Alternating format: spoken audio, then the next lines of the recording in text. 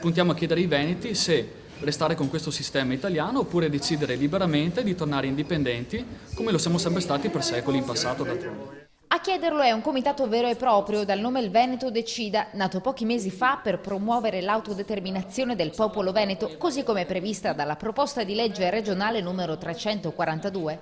Da qui l'idea di un referendum, con il quale i cittadini saranno chiamati a rispondere alla domanda: vuoi che il Veneto diventi una repubblica indipendente e sovrana? Un'iniziativa apolitica e apartitica che ha già trovato larghi consensi. Un cambiamento storico straordinario, l'esercizio di un atto di democrazia e di libertà e quindi un momento, diciamo, cui non si può mancare.